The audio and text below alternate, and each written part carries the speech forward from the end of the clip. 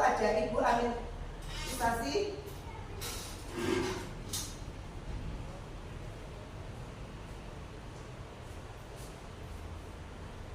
Assalamualaikum warahmatullahi wabarakatuh. Perkenalkan, saya Amin Isasi, saya dari UPT SD Negeri Pesantren 7. Saya CIP angkatan 11 kelas 2B. Terima kasih. Berikutnya untuk selanjutnya bisa dilanjutkan oleh Bu Yati.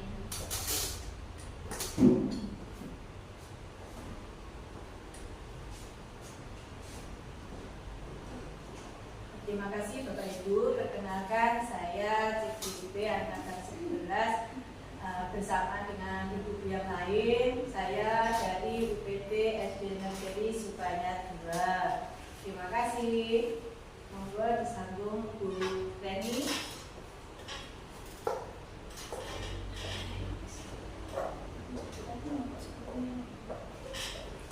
Terima kasih untuk waktu yang telah diberikan. Selamat siang Ibu. Siap. Perkenalkan, saya Reni Indrawati dari UPT SDN 2. Saya CGP angkatan 11. Terima kasih. Untuk selanjutnya silakan Bu Wisnu.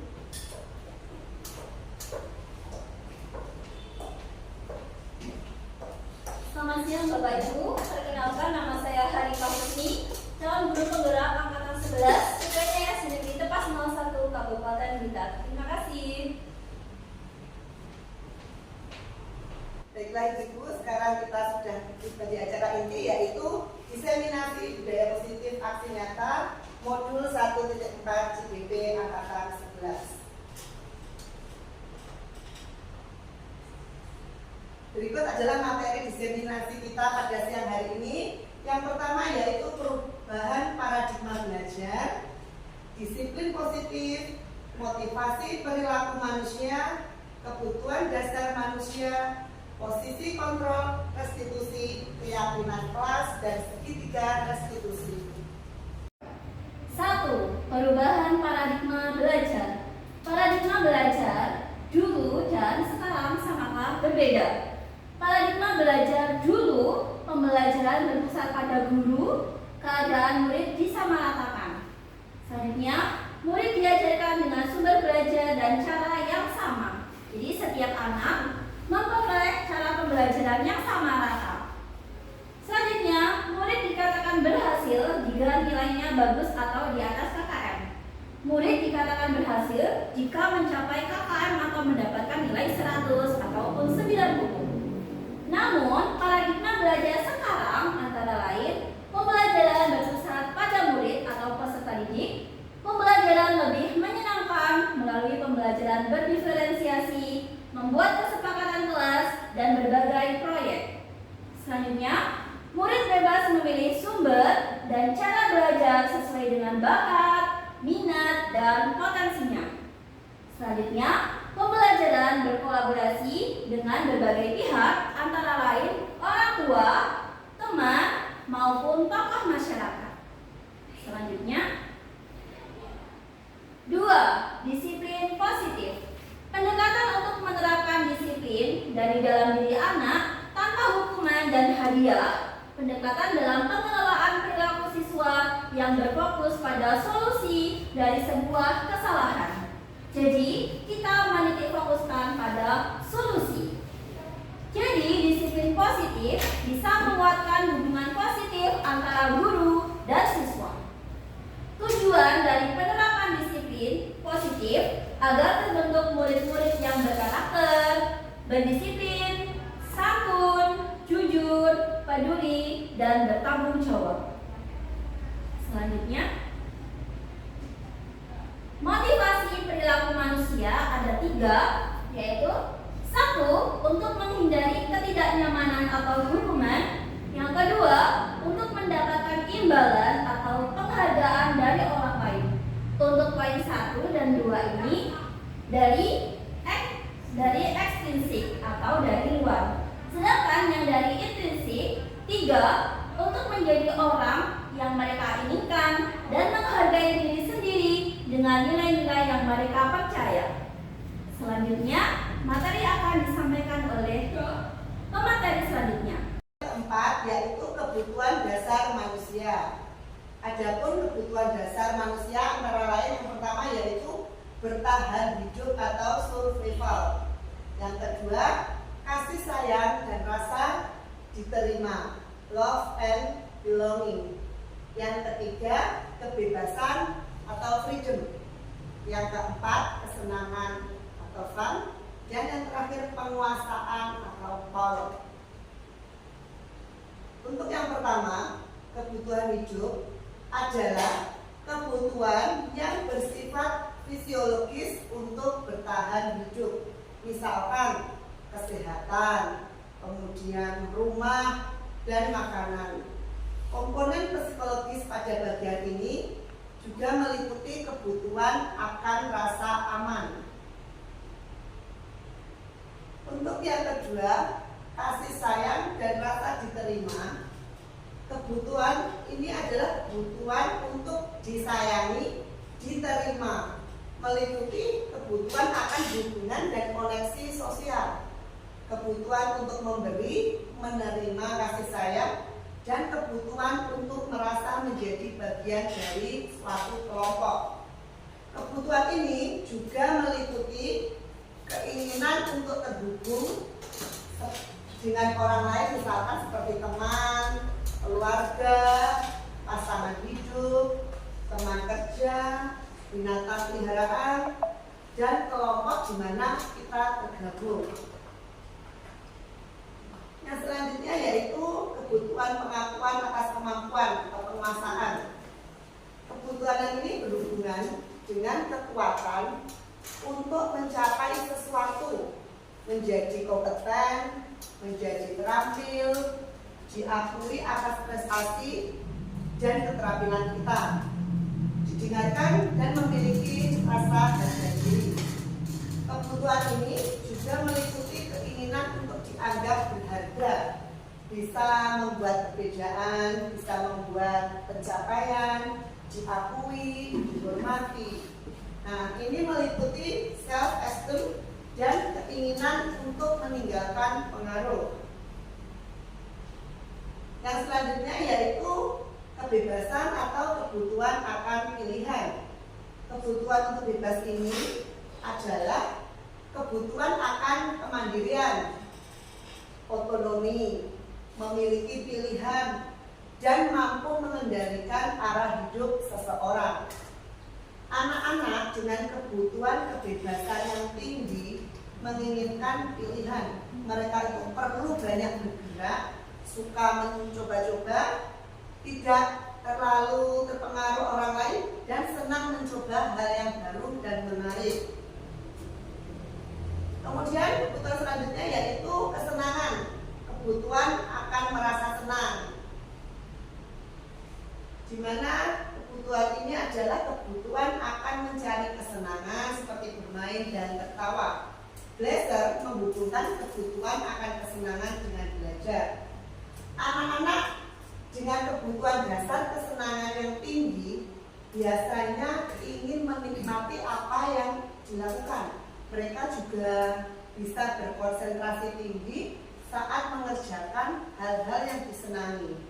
Mereka itu suka permainan dan biasanya suka mengoleksi barang, suka bergurau, suka melucu, dan juga menggemaskan. Bahkan saat mereka bertingkah laku buruk, mereka masih terlihat lucu. Nah, di sini adalah kebutuhan dasar yang tidak terpenuhi. Semua orang tentunya senantiasa berusaha untuk memenuhi kebutuhannya dengan berbagai cara.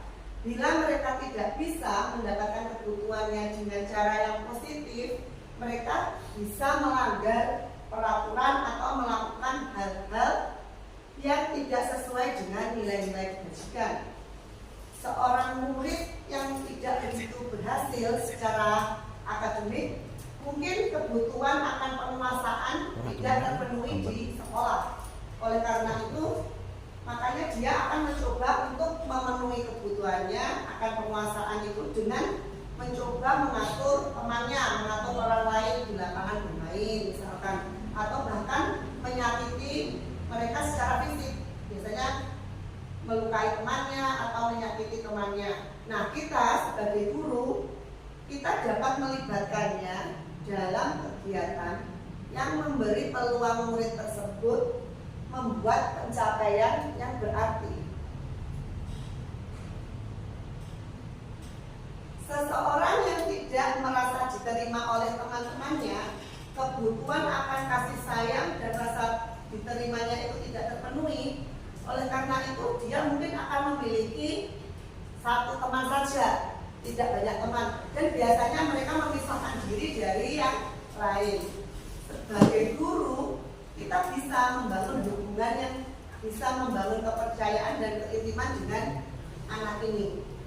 Nah, Glaser menyatakan bahwa kapasitas untuk berubah ada di dalam diri kita.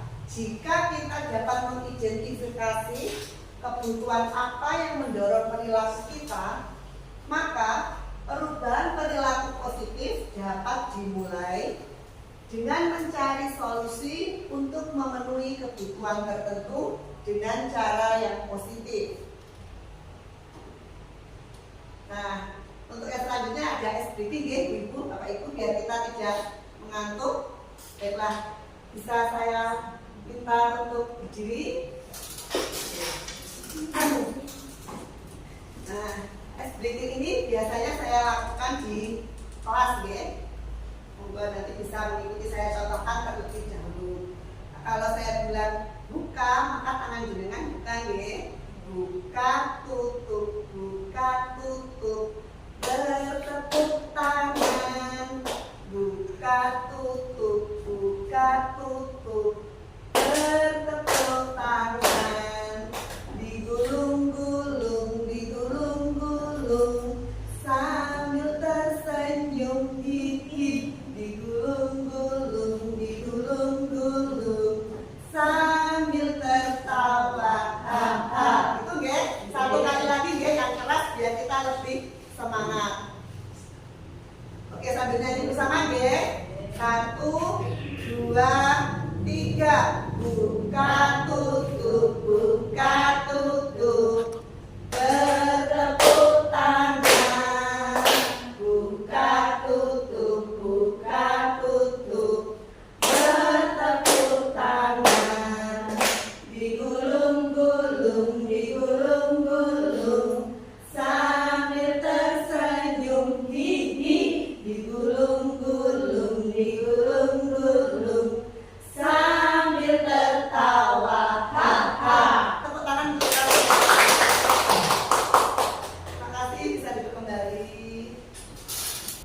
Baik, Bapak Ibu sekalian, untuk materi selanjutnya yaitu tentang 5 posisi kontrol seorang guru. Jadi dalam menangani setiap kasus yang dialami oleh beberapa siswa itu, kita harus bisa memposisikan diri kita harus sesuai yang mana. Ada 5 posisi kontrol seorang guru. Yang pertama yaitu guru sebagai penghukum. Di sini apabila anak-anak mengalami suatu kasus itu, Bapak Ibu guru mengambil posisi kontrol sebagai penghukum. Kemudian yang kedua, guru sebagai pembuat rasa bersalah. Jadi apabila anak-anak di kelas itu mengalami atau berdebat dengan temannya, itu Bapak Ibu guru atau saya sendiri bisa mengambil posisi kontrol sebagai pembuat rasa bersalah bagi siswa yang mengalami kasus tersebut.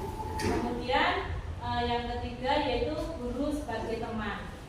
Di sini sebagai teman ini apabila anak-anak mengalami suatu masalah, kita bisa mengajak ngobrol atau face to face dengan anak tersebut sehingga posisi kita sebagai teman. Anak tersebut menjadi tidak takut. Kemudian yang keempat yaitu guru sebagai pemantau. Jadi pemantau hanya mengamati saja. Kemudian yang kelima, ini adalah yang sulit bagi saya, yaitu bertindak sebagai manajer. Jadi kita itu tidak memihak kepada anak yang bersalah maupun anak yang menjadi korban. Untuk lebih jelasnya dari materi 5 posisi kontrol seorang guru ini, Mari kita saksikan video bersama-sama. Berikut adalah video tentang 5 posisi kontrol.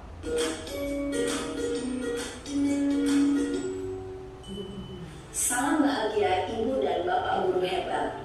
Dalam penerapan disiplin positif restitusi, salah satu program yang dikembangkan adalah 5 posisi kontrol. 5 posisi kontrol dalam restitusi adalah proses perjalanan seorang pendidik agar dapat mengenali dirinya.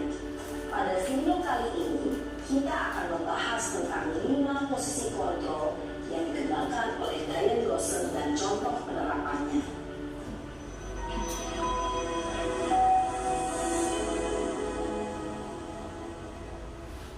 5 posisi kontrol itu adalah 1. Posisi penghukum, 2. Posisi pembuat merasa bersalah, 3. Posisi tenang, 4. Posisi pemantau atau monitor, dan 5. Posisi manajer. Untuk lebih memahami kelima posisi tersebut, mari kita saksikan kasus Naren yang terlambat hadir 20 menit di sekolah dan melihat bagaimana kelima posisi kontrol dalam menghadapi masalah tersebut.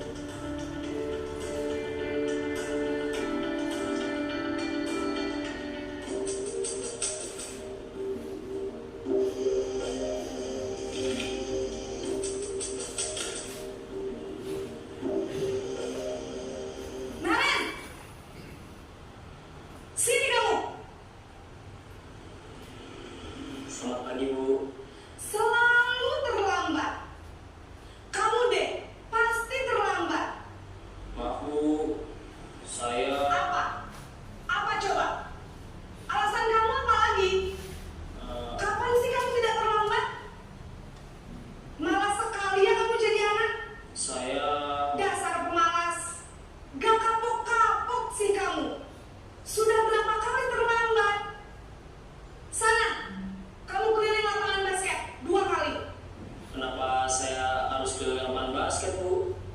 Kenapa? Kamu melawan ibu. Berani-beraninya jawab. Sudah terlambat, masih berani jawab pula. Sekarang, keliling lapangan basket 5 kali sekalian. Biar kapok. Cepat. Pergi sana ke lapangan basket. Posisi penghukum biasanya berbicara dengan nada tinggi, menghardik, menunjuk-nunjuk, menyakiti, dan menyindir. Hukuman bisa berupa fisik maupun psikis. Ibu dan Bapak Guru hebat, dampak yang terjadi pada murid ketika guru berada pada posisi penghukum adalah murid cenderung akan memberontak, bahkan menyimpan dendam.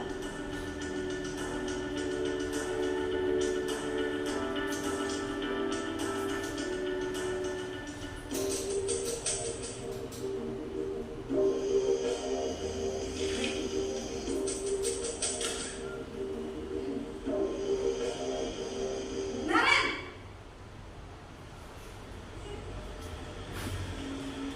Selamat pagi, Bu. Naren!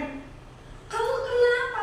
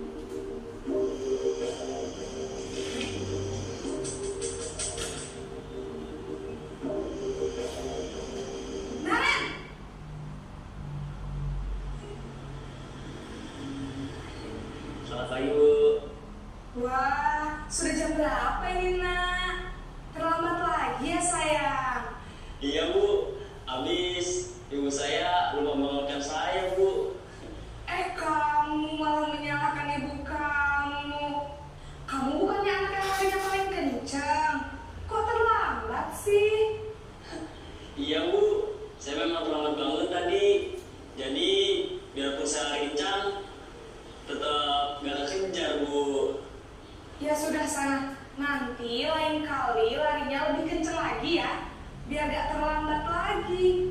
Bikin seneng ibu, demi ibu. Bisa kan? Bisa, Bu. Ya sudah, sana masuk kelas. Ibu beresin urusan absen kamu. Kamu ini ada-ada saja. Dalam posisi teman, guru berbicara dengan nada suara ramah, akrab, cenderung bersenda gurau untuk menjaga suasana tetap santai. Murid akan merasa senang, aman, dan akrab dengan guru. Identitas yang tercipta adalah identitas sukses atau berhasil. Namun, perlu diingat, karena ini masih dorongan eksternal, maka ada faktor ketergantungan dari murid kepada orang tertentu.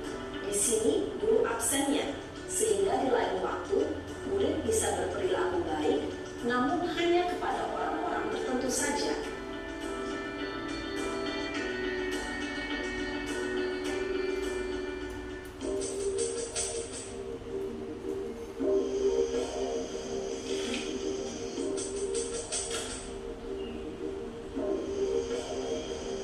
Naren!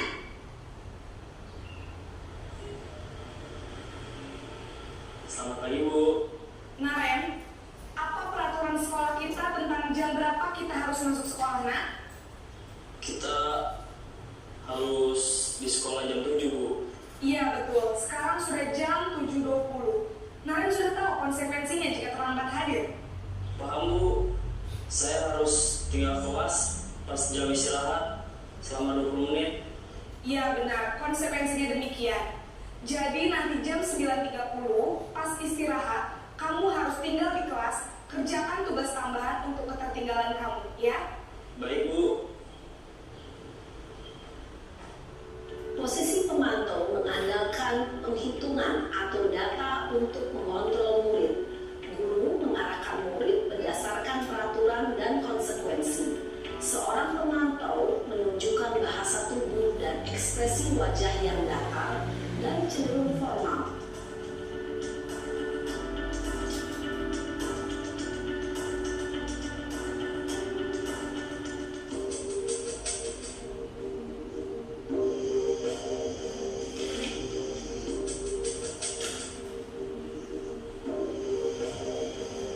Naren!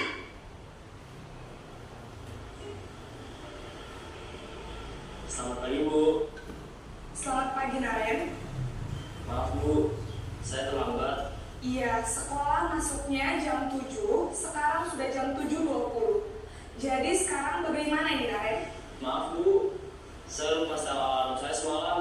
Baiklah, menurut kamu, keyakinan sekolah yang mana yang perlu kamu tingkatkan? Menghargai diri sendiri dan orang lain mungkin, ya, Bu. Setuju. Jadi, apakah Naren meyakini prinsip saling menghormati tersebut? Iya, Bu. Saya meyakininya. Apakah Naren bersedia memperbaiki masalah keterlambatan ini? Bersedia, Bu. Bagaimana kamu akan perbaiki masalah keterlambatan ini? Saya akan coba untuk tidak lupa menyetel alarm saya, Bu. Baik, kalau Naren lupa menyetel alarm di rumah, ada orang yang kira-kira bisa bantu mengingatkan tidak? Ada, Bu. Kakak saya, Kak Emma. Ada lagi selain Kak Emma? Selain Kak Emma, ada ibu saya. Baik, jadi yang mengingatkan Naren adalah Kak Emma dan ibu kamu, ya? Kira-kira akan mulai setel alarm kapan nih, Naren? Setelah pulang sekolah, akan segera saya lakukan. Baik, jadi Naren akan setel alarm untuk bangun besok pagi dan akan diingatkan oleh kakak dan ibunda Naren, ya? Ada lagi yang mungkin perlu dilakukan, Naren? Agar tidak terlambat bangun lagi. Tidak ada, Bu. Baik, Naren. Terima kasih untuk kerjasama kamu. Sekarang kamu perlu kembali ke kelas untuk belajar. Baik, Bu. Terima kasih. Posisi manajer adalah posisi kontrol yang disarankan untuk membimbing murid memiliki sikap disiplin yang positif, yaitu murid yang mandiri, bertanggung jawab, dan dapat memecahkan masalah. Tujuan dari posisi ini adalah agar murid dapat berefleksi atas tindakannya. Guru akan dengan tulus memberikan pertanyaan-pertanyaan bermakna, sehingga membuat murid dapat belajar dari kesalahannya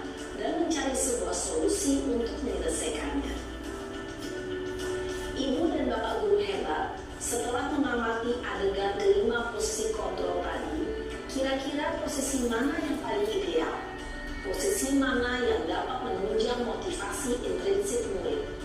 Ya, tentu posisi manajer. Posisi ini memang posisi ideal yang ingin dituju setiap pendidik. Pada posisi inilah, guru dapat menerapkan disiplin positif yang berpihak pada murid, yang memerdekakan murid. Perjalanan seorang pendidik tentunya tidak mudah untuk sampai pada posisi seorang manajer. Namun, tujuan kita pasti, yaitu menciptakan murid-murid yang mandiri, merdeka, dan bertanggung jawab. Semoga penggambaran 5 posisi kontrol yang telah diperlihatkan ini dapat menjadi Selanjutnya, setelah Bapak Ibu menonton video yang berdurasi agak panjang tadi tentang 5 posisi kontrol guru, kemudian ini adalah penjelasan dari kontrol guru menghukum. Sebagai penghukum itu bisa menggunakan hukuman fisik maupun verbal. Orang-orang yang menjalankan posisi penghukum senantiasa mengatakan bahwa sekolah memerlukan sistem atau alat yang dapat lebih menekan murid-murid lebih dalam lagi. Kemudian penghukum itu biasanya bersuara tinggi, bahasa tubuhnya mata melotot dan jari menunjuk-nunjuk ataupun menghadap. Dan hasilnya yang seperti ada di video tadi, kemungkinan murid itu marah dan menjadi pendendam atau bersifat agresif.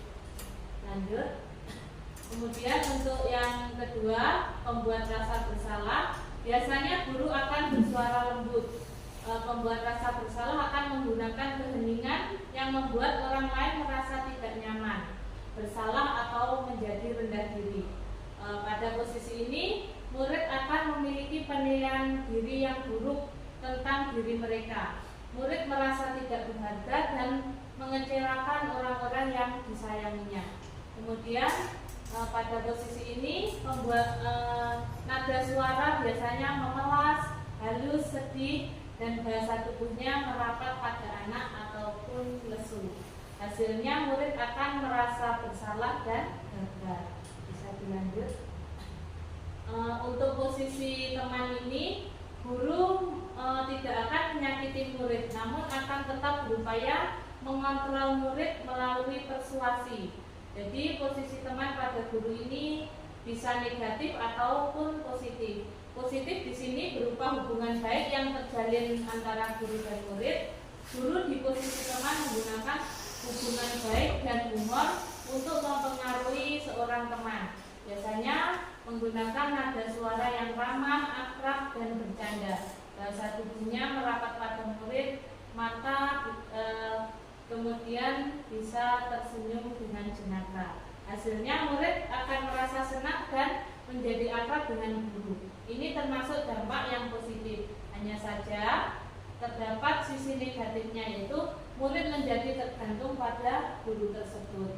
Bila ada masalah, dia akan mengandalkan guru tersebut untuk membantunya.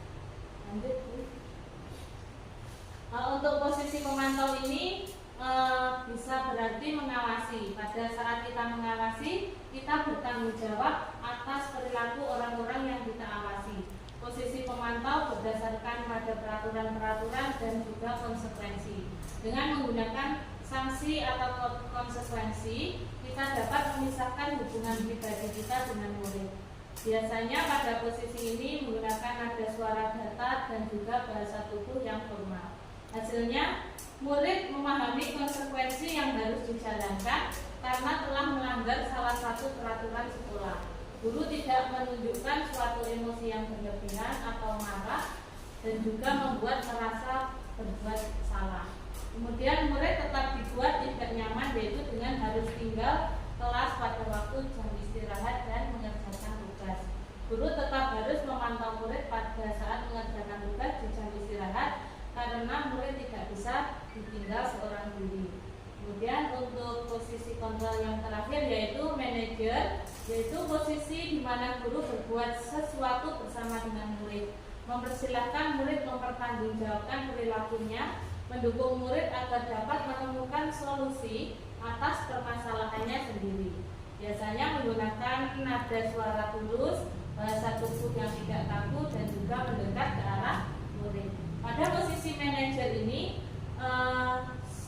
guru sebaiknya tulus, tidak perlu marah-marah, tidak juga meninggikan suara, apalagi menunjuk-nunjuk jari ke arah murid dan juga berkacak pinggang, atau bersikap seolah-olah menyesal tampak sedih sekali akan perbuatan murid ataupun bersenda gurau, menempatkan diri sebagai teman.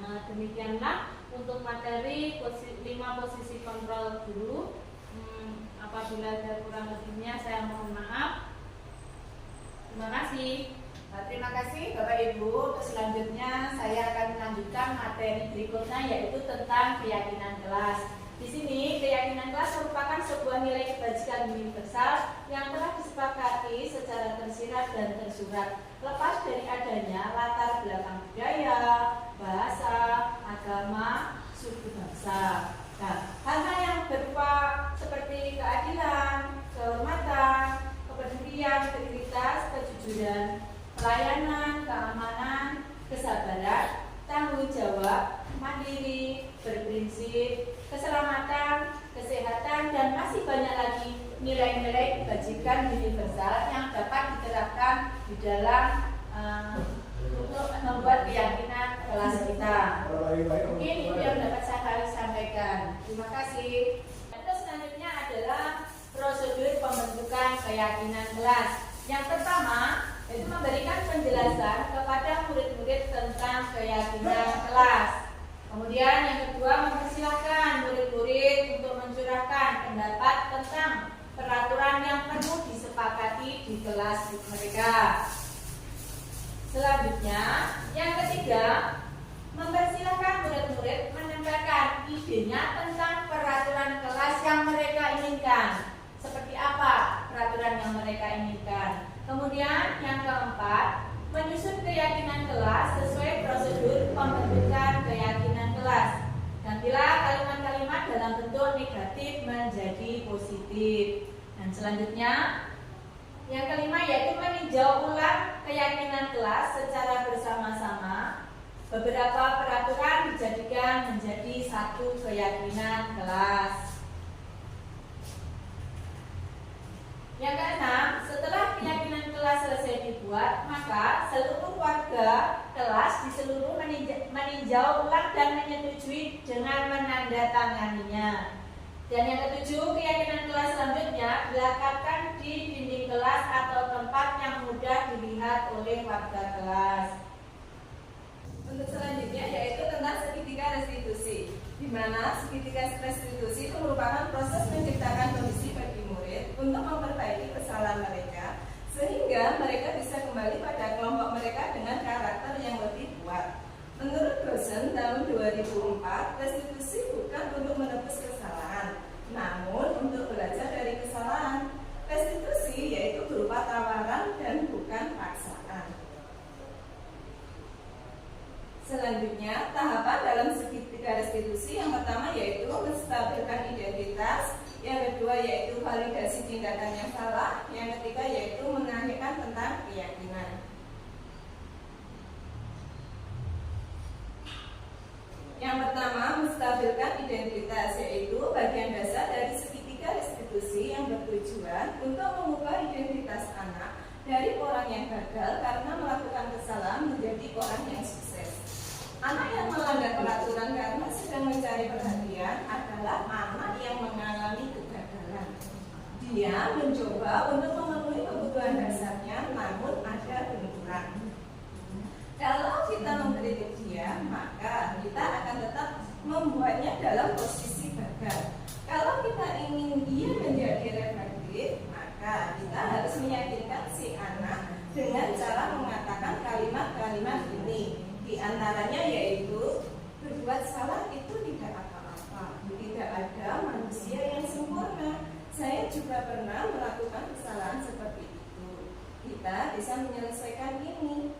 Bapak atau Ibu tidak tertarik mencari siapa yang salah, tapi Bapak atau Ibu ingin mencari solusi dari permasalahan ini. Selanjutnya yaitu yang kedua, validasi tindakan yang salah. Biasanya guru menyuruh anak untuk menghentikan sikap yang tidak baik, tapi teori kontrol menyatakan bahwa resep ini tidak manjur. Mungkin tindakan guru dengan memvalidasi sikap yang tidak baik seperti bertentangan dengan aturan yang ada. Namun sebetulnya tujuannya untuk menunjukkan bahwa guru memahami alasan dibalik tindakan murid. Kalimat kelima di bawah ini mungkin terdengar asing buat guru. Namun bila dikatakan dengan nada tanpa menghakimi akan memvalidasi kebutuhan mereka. Yang pertama yaitu, padahal kamu bisa melakukan yang lebih buruk dari ini ya. Kamu pasti punya alasan mengapa melakukan hal itu. Yang kedua, kamu patut bangga pada dirimu sendiri karena kamu telah melindungi sesuatu yang penting buatmu. Berikutnya, yang ketiga yaitu kamu boleh mempertahankan sikap itu, tapi kamu harus menambahkan sikap yang baru.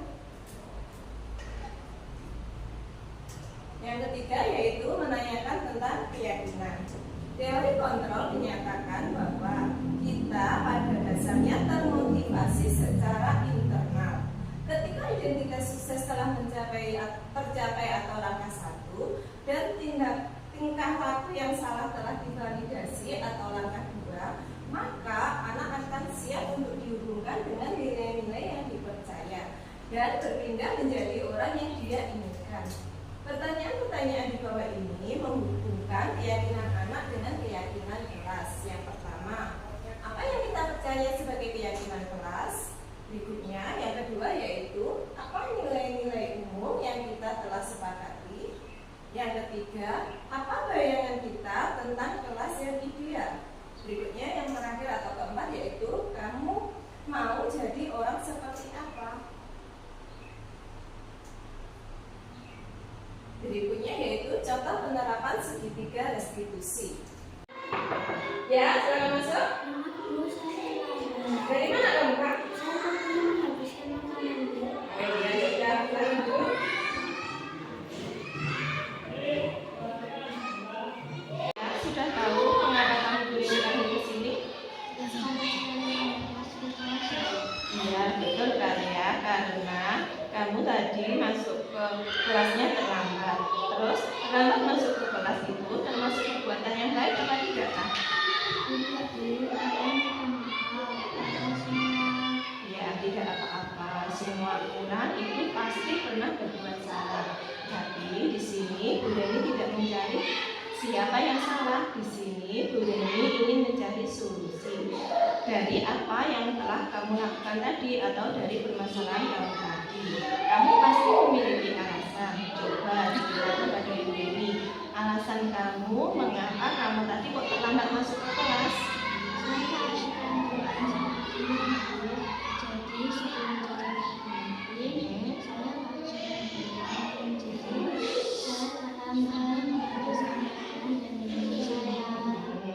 Ya, baiklah. Bermain bersama teman itu memang mengasihkan. Kamu tentu menyukainya, kan, Kak?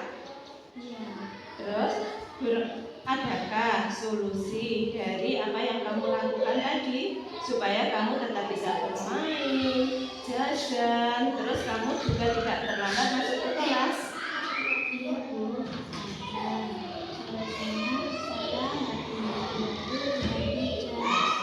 Iya, terus kamu kapan akan memulainya? Besok, Bu, saya akan membantu Iya. Terus kalian masih ingat tidak dengan keyakinan kelas yang sudah kita sepakati bersama? Kira-kira kesepakatan kelas apa ya yang kamu langgar itu? Ya, benar sekali. Jadi selanjutnya kalian ingin menjadi murid yang bagaimana? Saya ingin menjadi menghargai waktu saya dan menghargai Baiklah, kita sekarang sudah mendapatkan solusi dari permasalahan yang kamu hadapi, toh, Kak. Terus sekarang nilai-nilai itu selanjutnya nilai baik itu berarti harus terus kamu tanamkan dalam diri kamu dengan baik dan benar, ya, Kak. Baik, Bu. Terima kasih. Sama-sama kalian. Besok nggak boleh bilang lagi ya. Salam guru